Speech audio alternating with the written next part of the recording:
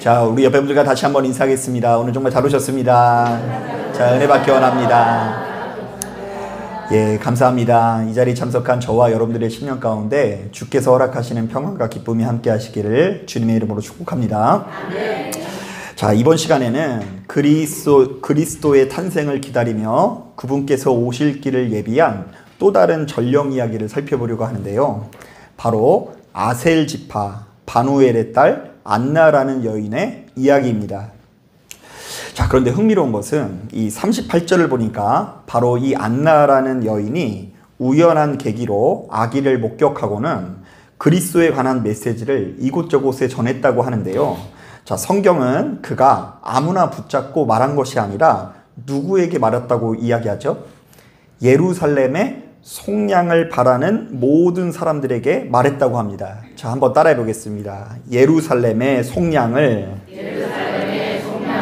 바라는 모든 사람들에게 말했다. 자, 이때 속량이라는 말은 노예였던 누군가의 몸값을 지불하고 자유를 주는 행위를 일컫는데요. 자, 그렇다 보니 바로 이 말은 주로 범죄자 내지는 노예에게 쓰는 말입니다. 자, 그런데 성경의 기자는 바로 이 속량이라는 단어를 거룩한 도성 예루살렘에게 사용하고 있는데요. 자, 이것은 지금의 예루살렘은 뭔가 문제를 가지고 있고 하나님의 특별한 도우심이 필요한 상태라는 이야기를 하는 거예요. 자, 그러니까 지금 예루살렘이 온전하다라는 거예요? 아니면 온전하지 못하다라는 거예요? 온전하지 못하니까 하나님의 도우심 가운데 예루살렘이 속량되어야 한다는 것이죠. 자, 사실 이 성경에는 그 예루살렘에 관한 예언의 말씀이 이곳저곳에서 나오고 있는데요. 자, 먼저 이사야서 4장을 보니까 이런 말씀이 있습니다. 시온에 남아있는 자, 예루살렘에 머물러 있는 자, 곧 예루살렘 안에 생존한 자 중 기록된 모든 사람들은 거룩하다 칭함을 얻으리니 이는 주께서 심판하시는 영과 소멸하는 영으로 시온의 딸들의 더러움을 씻기시며 예루살렘의 피를 그 중에서 청결하게 하실 때가 됨이라. 자, 이것은 언젠가 때가 되면 하나님께서 예루살렘을 회복시키시겠다라는 이야기인데요. 바로 그때에는 하나님의 영이 함께하사 예루살렘이 정화될 거라고 약속하고 계십니다.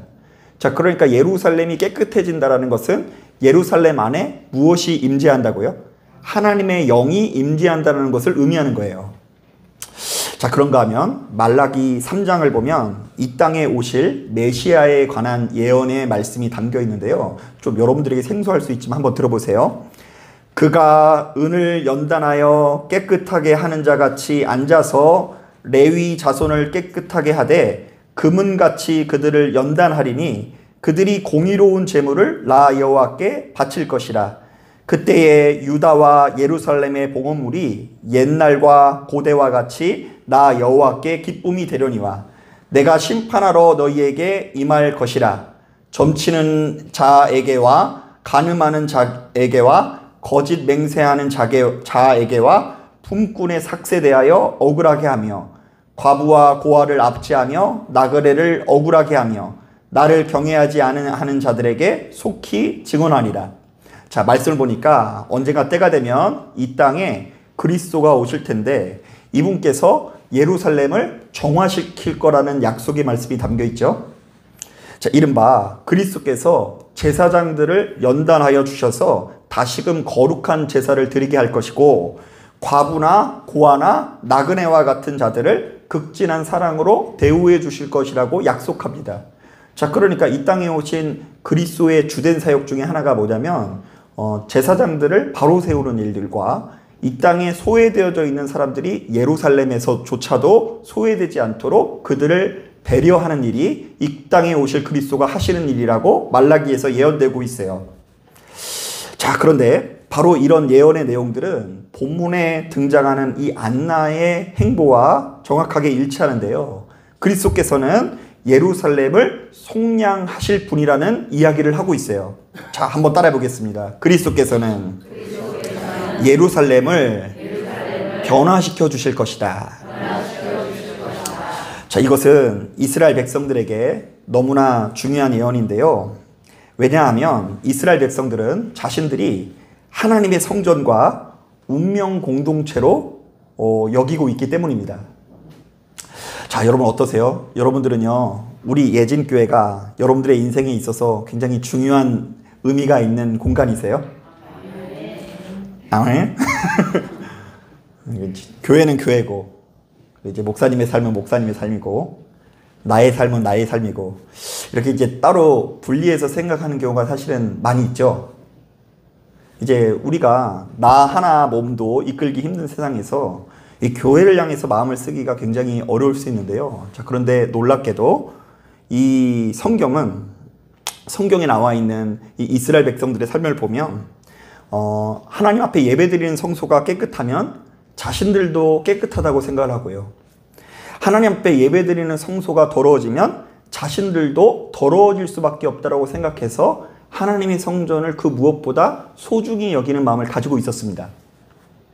자, 이게 도대체 무슨 말일까? 자, 바로 이것을 이해하기 위해서는 출애굽기 24장에 나오는 신의 산 언약식을 이해해야 될 것 같습니다. 자, 제가 이미 수차례 말씀을 전한 바 있는데요. 자, 출애굽기 24장을 보면 하나님께서는 이스라엘 백성들에게 율법이라는 선물을 주시면서 그들과 이런 언약을 맺습니다. 자, 나는 이제부터 너희들의 하나님이 되고 이스라엘은 온 열방을 구원할 제사장 나라가 될 것이다. 참 행복하고 즐거운 예언이 담겨 있죠. 나는 너희들의 하나님이 되고 너희는 온 열방을 구원할 제사장 나라가 될 것이다. 자, 그런데 바로 이러한 언약의 증표로 한 가지 예식이 진행되는데요. 자, 먼저 모세가 하나님께 화목 제물을 드리면서 소 20마리에서 피를 받아냅니다. 자, 그리고는 그 피의 2분의 1은 제사를 드리는 제단에 뿌리고요. 나머지 2분의 1은요, 그 예배를 드리고 있는 이스라엘 백성들에게 뿌리게 됩니다. 자, 소 24마리의 피를 뽑아서 반은 예배 드리는 사람한테 뿌리고 반은 또 누구한테 뿌린다고요? 제단에게 뿌리는 예식이 등장해요. 자, 이게 여러분 무슨 얘기인지 모르겠죠? 자, 이거 어떤 이야기가 담겨 있냐면요. 이제부터 이스라엘 백성들은 그들의 성소와 한 운명 공동체라는 그런 예식의 의미가 담겨 있는 거예요. 자, 이제 피를 나눴다. 자, 이제 이스라엘 백성들은 이 성전이 거룩할 때 이스라엘 백성도 살고 성전이 더러워지면 너희들도 죽을 것이다. 이런 언약의 백성이 이렇게 언약의 장면이 출애굽기 24장에 나와요. 사실 이것은 뭐 너무나 상식적인 이야기라고 할 수 있는데요. 자, 우리가 어느 횟집에 가서 회를 먹는데 주방장의 손에 더러운 오물이 있으면 그가 사용하는 도마와 칼도 더러워지는 것은 당연한 것이고요. 도마와 칼에 오물이 묻어 있으면 주방장의 손이 더러워지는 거 당연한 거 아닙니까? 자, 그러므로 바로 이 식당에서 음식을 먹었다가는 동일한 결과가 나타날 수밖에 없는데요. 손이 더럽든 도마가 더럽든 모두 다 배탈이 날 수밖에 없는 것이죠. 자, 바로 이런 차원에서 하나님께서는 이스라엘 백성들에게 강력한 경고를 하시는데요. 자, 이른바 너희가 하나님 앞에서 거룩한 삶을 살기 위해서는, 하나님 앞에서 온전하고 구원받은 삶을 살기 위해서는 먼저 너희가 예배드리는 성소, 곧 예루살렘도 역시 거룩해져야 한다라는 것입니다. 자, 그런데 안타깝게도 예루살렘은 역사 이래로 깨끗한 때가 많은 것 같아요? 오염될 때가 많았던 것 같아요? 예, 오염될 때가 많았어요. 일단은 타락한 이스라엘 백성들과 그들의 왕들과 제사장의 타락으로 인해서 우상 숭배의 문화가 교묘하게 섞이게 되기도 하고요. 그리고 무엇보다 아무런 문제 없이 형통한 시절에는요, 자꾸 하나님 앞에 마음이 담기지 않는 아주 형식적으로 건조한 예배를 드리는 경우가 많았다고 합니다. 자, 그렇다 보니 말라기를 보면 이 말라기 위치가 어디에 있는 줄 아세요? 구약 성경 맨 끝에 있잖아요. 마태복음에서 이제 주님이 오시는데 주님이 오시기 바로 직전에 이 말라기 말씀을 통해서 우리에게 어떤 예배의 모습을 경고하냐면요. 이스라엘 백성들이 하도 더럽고 이상한 예배를 드리니까 이 하나님께서 차라리 성전문을 닫았으면 좋겠다라는 이 탄식을 들려주시는 장면이 담겨 있어요.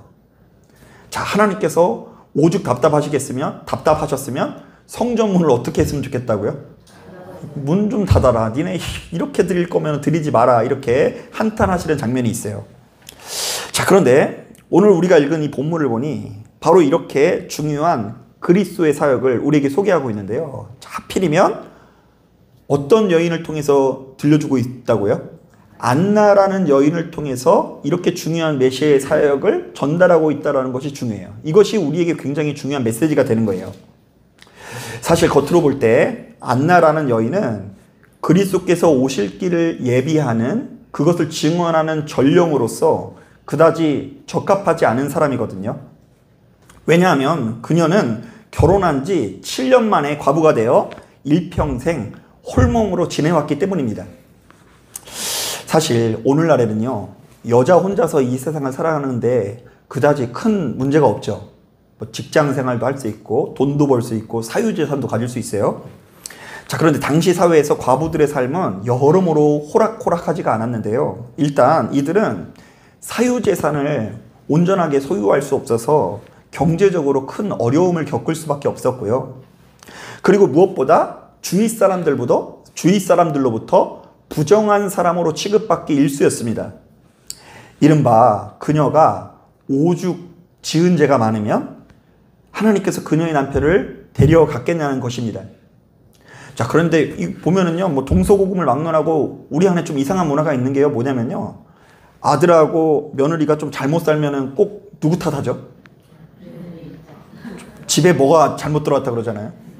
여자가 잘못 들어왔다 그랬잖아요. 그 아들 잘못됐다고 하는 엄마는 한 명도 없어요. 다 며느리가 잘못됐다 그러고 여자가 문제라 그러고, 뭐 집안에 뭐 불행이 생길 때마다 다 여자 탓하지 않습니까? 다 오늘 본문의 상황이 그런 상황이에요. 여자가 힘이 없으니까, 약하니까, 괴롭혀도 보복당할 일이 없으니까 이 여자를 교묘하게 혐오하는 그런 분위기가 당시 사회에 만연했다고 합니다. 자, 그런데 오늘 우리가 읽은 본문을 보니까 안나는 바로 이렇게 비천한 과부이면서도 너무나 특별한 삶을 살았다고 증언되고 있는데요.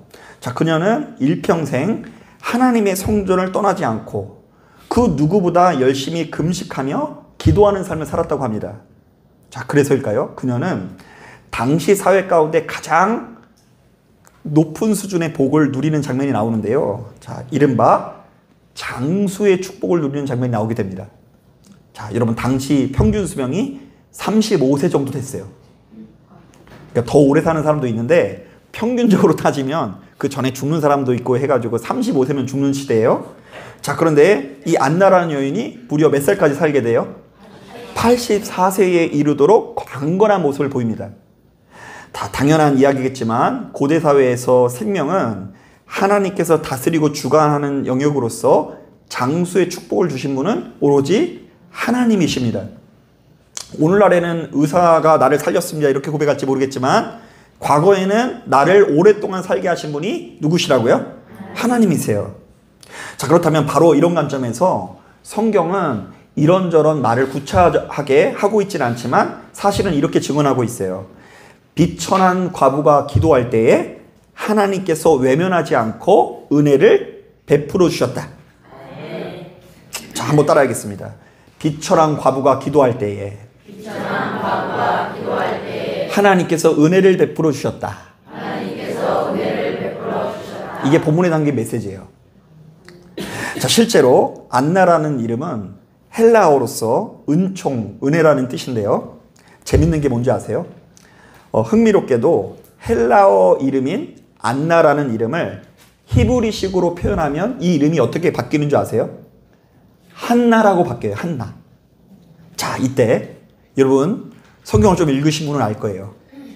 자, 본문에 나와 있는 안나가 한나라고 한다면 한나는 성경에 누구를 말하는 줄 아세요? 누구 엄마예요? 네, 맞아요. 사무엘의 엄마예요. 자, 우리가 잘 아는데도 한나도 역시 아이를 낳지 못하는 여자로서 주변 사람들에게 조롱받고 저주받는 여자였잖아요. 자, 그런데 바로 이런 그녀가 성전에 나가서 간절한 마음으로 기도할 때 하나님께서 은혜를 베푸시는 것을 우린 기억하고 있죠.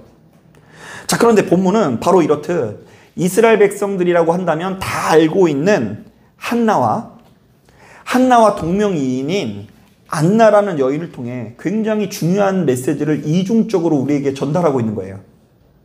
자, 비천한 과부든 아이를 낳지 못하는 여자이든 완전히 낮아져서 기도할 때에, 그녀들이 너무나 고통스러워하면서 절규하면서 기도할 때에 하나님께서 외면하지 않고 은혜를 베푸셨다라는 것입니다.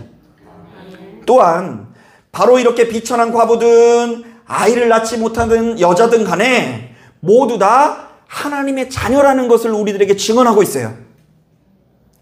자, 바로 이런 관점에서 성경은 예루살렘의 속량을 위해서 낮은 자의 마음을 요구하고 있는데요. 이른바 우리가 진실한 예배를 드리기 위해서는 그 무엇보다 하나님 앞에서 겸손한 마음, 진실한 마음이 있어야 하고, 하나님께서는 바로 이런 마음을 외면하지 않으신다라고 증언하는 것입니다. 실제로 시편 51편을 보면 제가 좋아하는 말씀 중에 이런 말씀이 있습니다. 한번 들어보세요. 하나님께서 구하시는 제사는 상한 심령이라. 하나님이여 상하고 통회하는 마음을 주께서 멸시하지 아니하시리이다. 또한 마태복음 11장에도 우리 주님께서 이렇게 말씀하셨습니다. 수고하고 무거운 짐진 자들아 다 내게로 오라. 내가 너희를 어떻게 하리라? 쉬게 하리라. 자, 그러니까 우리가 거룩한 제사를 드리는 데 있어서 상한 심령, 즉 상하고 통회하는 마음 내지는 수고하고 무거운 짐을 진 상태야말로 좋은 도구가 된다는 것이죠. 자, 가만히 보면 여러분, 예수 믿는 우리들은요, 막연하게나마 자기 자신이 더욱 굳건한 믿음의 사람으로 성장하기를 소망하는 마음이 있죠. 여러분, 지금 우리들은 부족하지만 그래도 우리가 이제 시간이 지날수록 조금 성장하길 원하시죠? 자, 그런데 여러분들이 생각할 때 하나님 앞에 믿음 있는 모습은 어떤 모습일 것 같아요? 아마도 제가 이런 종류의 이야기를 하면 성도님들이 크게 세 가지 장면을 떠올릴 것 같아요. 자, 첫째, 누군가가 이렇게 통성 기도하는 시간에 가장 늦게까지 하나님 앞에 기도하는 장면을 떠올릴 것 같지 않나요? 이른바 뭐니 해도 기도를 많이 하는 사람이 믿음의 사람이라는 것이죠. 자, 그런가 하면 두 번째로, 누군가가 하나님 앞에 엄청난 액수의 헌금을 드리는 장면을 떠올릴 수 있는데요. 이른바 뭐니 해도 뭐라고요? 예. 이제 그만해야 되겠어요. 다 외우고 있어가지고. 뭐니 해도 머니를 드리는 것이 믿음의 사라는 것입니다. 자, 그리고 마지막으로 저는 좀 이렇게 생각했는데요. 자, 누군가가 성경 박사가 돼서 그 어떤 성경 구절이라도 그 암송하는 장면을 떠올릴 것 같아요. 제가 그 신학교 다닐 때 그 신학교 안에서 그 대회가 한 번 있었는데요. 그 자기가 암송하는 성경 구절을 이렇게 쓰는 그런 시간이 있었는데요. 거기 우승한 그 후배가 한 1000구절을 그냥 앉은 자리에 쓰더라고요. 그래가지고 와, 얘는 대단하구나. 얘는 그냥 진짜 성경을 어떻게 이렇게까지 외우고 있을까 해가지고 제가 놀란 적이 있는데요. 뭐니 해도 말씀이 능력이 있다라는 것이죠. 그래서 우리들은 하나님께서는 바로 이런 종류의 사람들의 기도를 어김없이 들어주실 것 같다는 생각을 가지고 있어요. 야, 하나님 저렇게 늦게까지 기도하는 사람들은 다 들어주실 거죠? 하나님 저렇게 헌금을 이렇게 엄청나게 드리는 사람의 그 기도는 응답해 주실 거죠? 하나님 성경을 저렇게 가까이 하는 사람들은 무조건 하나님께서 기도에 응답하실 거죠? 이런 마음이 우리 안에 있어요. 자, 그런데 바로 이런 우리들의 생각과 기대와는 달리 하나님께서는 의외로 낮은 자의 마음, 낮은 자의 기도, 낮은 자의 부르짖음을 기뻐 받으시는 분이신데요. 실제로 무수히 많은 성도들이 모든 것이 잘되고 형통할 때보다 그렇지 않을 때 더 기쁜 은혜를 경험하는 그런 체험들을 가지고 있는데요. 건강할 때보다 병이 들었을 때 더 진실한 고백을 하기도 하고요. 배부르고 부유할 때보다 배고프고 가난할 때에 더 깊은 기도를 드리기도 합니다. 또한 이 세상에서 가장 잘 나가고 모든 것이 더할 나위 없이 좋은 사람보다 모든 면에서 부족하고 안 풀리고 괴로운 사람일수록 훨씬 더 깊은 수준의 은혜를 경험하는데요. 이른바 고통이 크면 클수록 그것을 이기게 하는 위로의 능력도 크다는 것입니다. 자, 이것은 성경을 꼼꼼히 묵상해 보면 더욱 분명해지는데요. 그 대단한 야곱도 그에게 큰 위기가 찾아올 때마다 하나님 앞에 더 진실한 기도를 드리는 걸 볼 수 있어요. 일단 자신의 형 에서를 만날 두려움에 사로잡히니까 이 야곱이 제정상이 아니죠. 막 두려움에 발벌 떨면서 누구를 앞에 보내요? 자녀를 앞에 보내고 와이프를 앞에 보내고 그리고 제일 뒤에 누가 서요? 여러분 이런 남자를 할 수 있겠어요? 위험한데 아내를 먼저 보내는 남자. 당신이 가봐서 안전하면 내가 가리이다. 이러는 야곱이었어요. 그런데 그가 이 두려움에 사로잡히니까 단순히 기도하는 것을 넘어서 야복강가에서 마치 이 하나님의 사자와 씨름하는 것 같은 절박한 기도를 드리게 됩니다. 두려움에 사로잡히니까 기도하는 정도가 아니라 뭘 했다고요? 씨름했다. 또한 이 야곱의 자녀들이 하나같이 다혈질이었나 봐요. 이 야곱의 자녀들이 좀 온유하게 성장하면 좋으련만 이 보복을 하기 위해서 세겜성이라는 것에 잠입해서 그들이 할례를 받고 깊은 잠을 자고 있는 사이에 그 성에 있는 남자들을 모조리 다 도륙해버립니다. 자, 그들은 젊은 형기로 그랬을지 모르겠지만 노련한 야곱은 이미 알고 있어요. 우리는 여기서 이방인인데 원주민들이 우리들에게 시비를 걸게 되면 우리는 이제 죽게 생겼구나. 그래서 바로 이런 위기 상황 가운데 야곱은 베델로 올라가 그 어떤 때보다 진실한 제사를 드리게 됩니다. 뿐만 아닙니다. 이스라엘은 애굽에 의해서 심한 학대를 당할 때에 그 어떤 때보다 진실한 마음으로 기도하고요. 모세든 다윗이든 간에 위기에 처할 때마다 하나님의 얼굴을 바라면서 그분의 도우심을 요청하는 장면을 우리는 수시로 볼 수 있습니다. 또한 사무엘의 어머니인 한나도 아이를 낳지 못한다라는 이 서러움을 가지고 어디로 나아가서 진실한 기도를 합니까? 성전에 나가서 진실한 기도를 하고요. 또한 본문에 나오는 안나도 역시 과부로 살면서 얻게 된 온갖 서러움을 가지고 성전에 나아가 일평생 기도하는 삶을 살게 됩니다. 자, 바로 이런 차원에서 시편 119편 말씀이 우리의 마음을 시원하게 하는데요. 한번 들어보세요. 고난당하기 전에는 내가 그릇 행하였더니 이제는 주의 말씀을 지키나이다. 나는 주의 법을 즐거워하나이다. 고난당하는 것이 내게 유익이라. 또한 고린도후서 12장을 보면 사도 바울이 육체의 약함을 놓고 기도할 때에 하나님께 받은 응답을 이렇게 소개하기도 합니다. 자, 지금 정체는 알 수 없지만 사도 바울이 육체의 약함을 가지고 있거든요. 누군가는 그것이 안질의 질환이라고 하고, 누군가는 간질이라고 하고, 누군가는 너무나 고문을 받아서 고문 후유증이라고 정확히 알려져 있지는 않아요. 그러나 너무나 이 육체가 약한 바울에게 하나님께서 이렇게 응답하셨다고 합니다. 자, 들어보세요. 여러 계시를 받은 것이 지극히 크므로 너무 자만하지 않게 하시려고 내 육체의 가시 곧 사탄의 사자를 주셨으니 이는 나를 쳐서 너무 자만하지 않게 하려 하심이라. 내가 3번 주께 간구하였더니 나에게 이르시기를 내 은혜가 내게 족하도다. 이는 내 능력이 약한 데서 온전하여 짐이라. 자, 한번 따라해 보겠습니다. 하나님의 능력은 약한 데서 온전해진다. 한 번 더 따라하겠습니다. 인간의 끝은 하나님의 시작이다. 자, 이것은 저도 역시 마찬가지인데요. 저는 살아생전 군대에 있을 때 가장 강력한 예배를 드렸던 것 같습니다. 자, 특히 이등병 때는 거의 바울 수준으로 예배를 드렸는데요. 야, 그때 저는 그냥 실로암이 그렇게 구슬픈 찬양인지 처음 알았다니까요. 여러분 실로암 찬양할 때 막 박수시며 찬양하잖아요, 그죠? 막 드럼도 뚱가뚱가하고.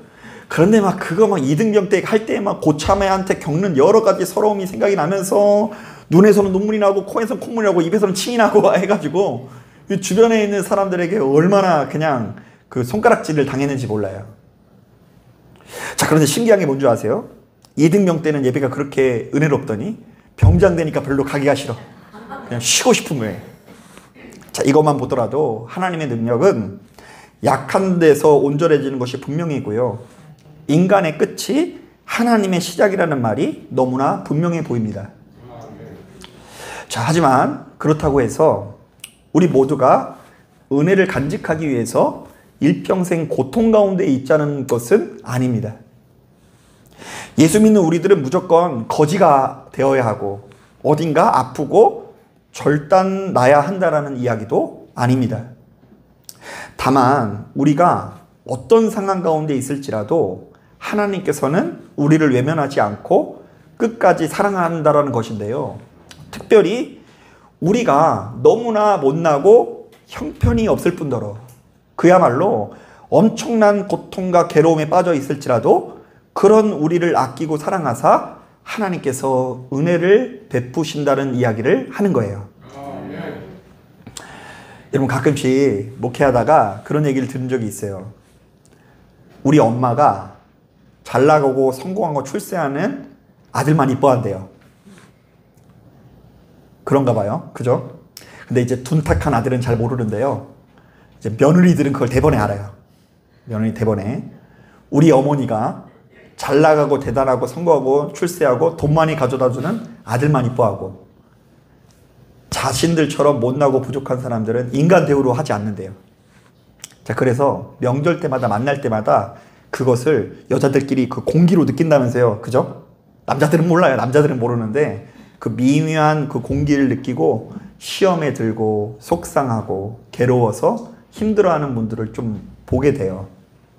자, 그런데 걱정하지 마세요.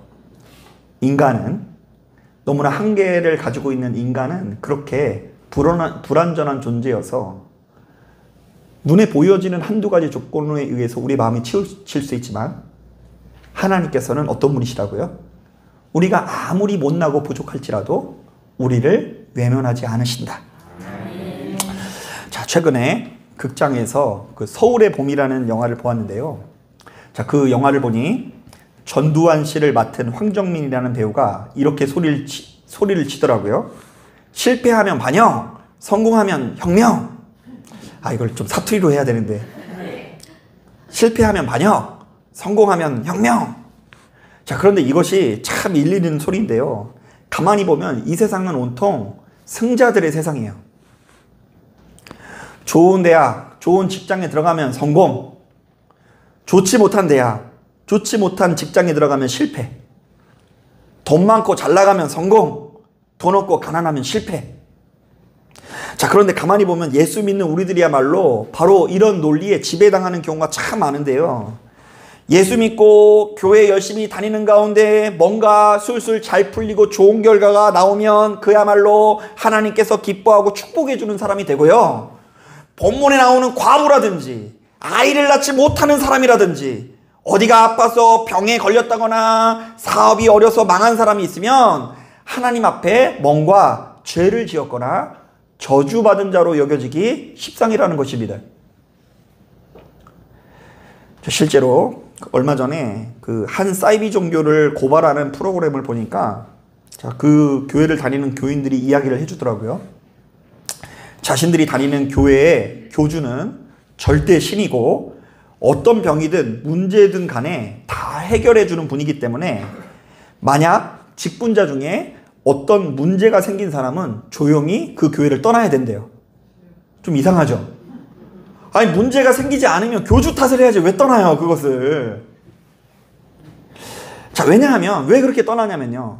그 교주는 능력이 있는데 지금 삶에 문제가 생기고 암에 걸리거나 괴로움이 겪으면 주변 사람들에게 내가 믿음 없는 자 내지는 저주받은 자로 여겨지는 것이 너무 싫어서 떠나간다라는 거예요.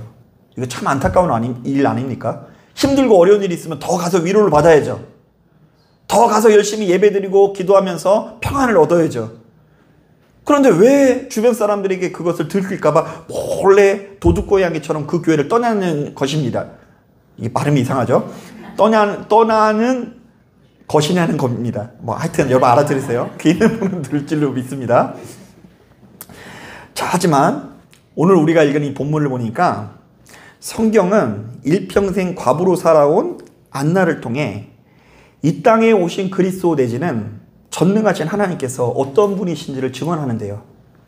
그분께서는 비천한 과부든 아이를 낳지 못하는 여자든 간에 모두 다 아끼고 사랑하사 당신의 자녀로 여겨주신다라는 것입니다.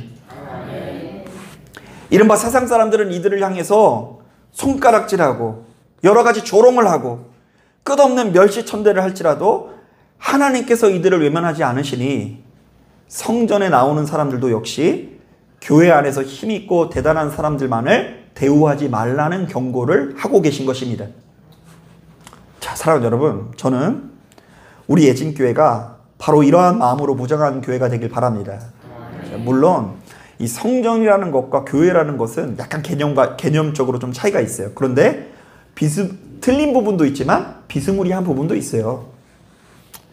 여러분, 남들보다 잘 나가고 대단한 사람, 남들보다 기도 많이 하고 성경 많이 보고 믿음이 좋아 보이는 사람들만 득세하는 교회가 아니라 설령 남들보다 부족하고 모자랄 뿐만 아니라 객관적으로 볼 때 너무나 큰 고통과 괴로움 가운데 있을지라도 주님의 도우심을 요청하면서 진실한 기도를 드리는 사람들이 이 자리에 많았으면 참 좋을 것 같아요. 자, 그리고 모일 때마다 이 자리에 참석한 성도님들이 하나님 앞에서 자신의 고통과 괴로움들을 고백하면서 정말로 진실한 기도를 드렸으면 좋겠어요. 자, 여러분, 지금 이 자리에 왜 나오셨어요? 목사님이 전하는 말씀 들으러 나온 건가요? 물론 듣기도 해야죠. 여러분, 찬양하고 기도하기 위해서 나온 거기도 하지만 근본적으로는 마음을 드리기 위해서 나온 거예요. 근데 마음이 오고 가는 것이 예배인 거예요.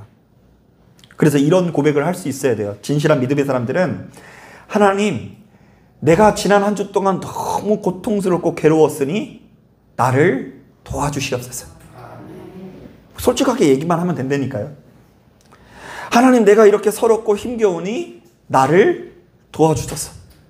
하나님, 나의 믿음 없는 것을 도와주옵소서. 여러분, 혹시 지난 한 주 동안 사람의 문제로 인해서 마음고생하신 분 계십니까? 가만히 보면 참 사람이 내 뜻대로 안 움직여주죠. 그런데 이 세상에는 나의 마음을 알아주는 진실한 친구 하나 없으나 하나님, 이 예배를 통해서 이런 나를 위로하사 생명을 누리게 하여 주옵소서. 여러분, 대표기도 자리에서 이렇게 올라가기만 하면, 대표기도만 시키면은요, 다 걱정하는 게 뭐냐면요, 어떻게 하면 유식한 문자 쓸까? 우리 암흑의 권사님, 장로님들은 그냥 기도할 때 그냥 좋은 문자를 쓰고 대단해 보이는 형용사를 사용하고 하는데 저는 그거를 하나도 못하는 것 같아요. 제 기도는 이상한 것 같아요. 이거 사람의 시각이라는 거예요. 진짜 하나님께서 받으시는 기도는 어떤 기도라고요? 진솔한 마음. 특히 나의 엄청난 고통스러운 마음. 내가 예수님이 안 믿었으면 지금 이 마음을 어디다 풀었을까요? 노래방이라도 좀 가야 될까요? 당신을 향한 나의 마음은 무조건이야 이런 거 부르면서 좀 풀어야 될까요? 여행을 가야 될까요? 보복 쇼핑이라는 말이 있더라고요. 분노의 쇼핑. 이제 화가 나는 만큼 분노의 쇼핑을 하면 좀 해소가 된대요. 근데 그러려면 돈이 되게 많아야 되겠죠. 그러면 분노의 쇼핑할 수 있는 돈이 없으면 우리 뭐 해야 되겠냐고요. 여러분, 가만히 보면 돈 쓴다고 우리 마음이 풀리는 게 아니라, 그리고 노래방 가서 시원하게 소리를 지른다고 마음이 풀리는 것이 아니라, 그렇게 해서 풀리는 거는 그렇게 해서라도 풀렸으면 좋겠어요. 그런데 그렇게 해서도 풀리지 않는 고통과 괴로움이 있다 없다? 네, 분명히 있을 거예요. 자, 그런데 그때 그 고통과 괴로움의 마음을 가지고 하나님께 나와서 솔직하게 고백하면서 고발하시길 바랍니다. 그 시편 말씀 보면은 꼭 다 고발하는 말씀이지 않아요? 하나님, 나의 원수 대적들이 망하게 하여 주시옵소서. 항상 그렇게 시작하잖아요. 그런데 기도 끝에 보면 나를 향한 하나님의 은혜가 너무 커서 감사합니다 이러면서 기도의 방향이 바뀌는 걸 볼 수 있어요. 저는 이미 그 사람이 은혜를 받았다고 생각해요.